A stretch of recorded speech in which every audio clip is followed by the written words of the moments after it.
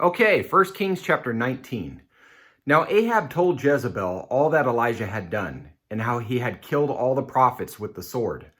Then Jezebel sent a messenger to Elijah, saying, "So may the gods do to me and even more, if I do not make your life as the life of one of them by tomorrow about this time." And he was afraid, and arose, and ran for his life, and came to Beersheba, which belongs to Judah, and left his servant there.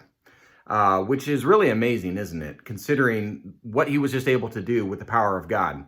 We've seen this kind of thing before, and the lesson we can learn from this is that in times of fear, talk to God, plain and simple. All right, verse 4.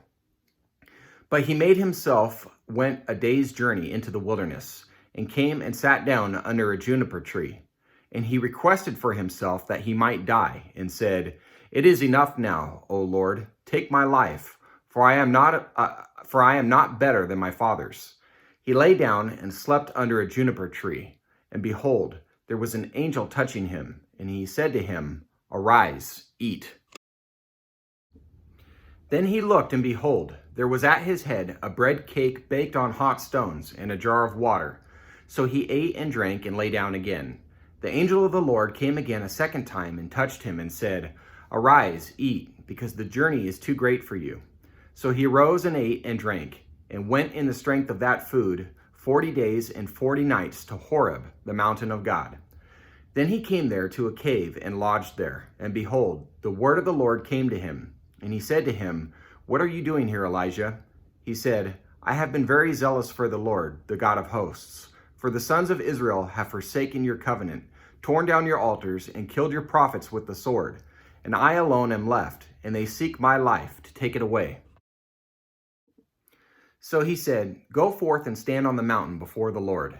And behold, the Lord was passing by. And a great and strong wind was rending the mountains and breaking in pieces the rocks before the Lord. But the Lord was not in the wind.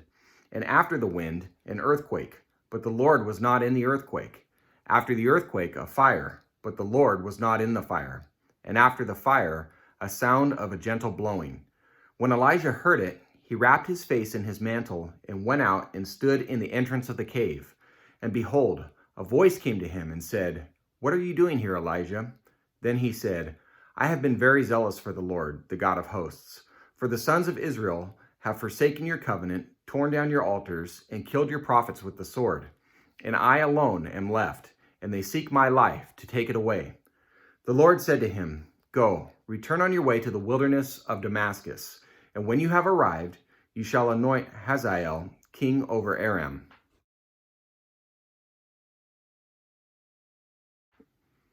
And Jehu, the son of Nimshi, you shall anoint king over Israel.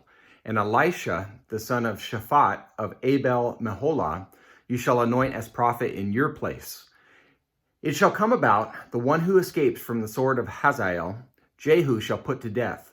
And the one who escapes from the sword of Jehu, Elisha shall put to death. Yet I will leave 7,000 in Israel, all the knees that have not bowed to Baal, and every mouth that has not kissed him. So he departed from there, and found Elisha, the son of Shaphat, while he was plowing with 12 pairs of oxen before him, and he with the 12th. And Elijah passed over to him, and threw his mantle on him.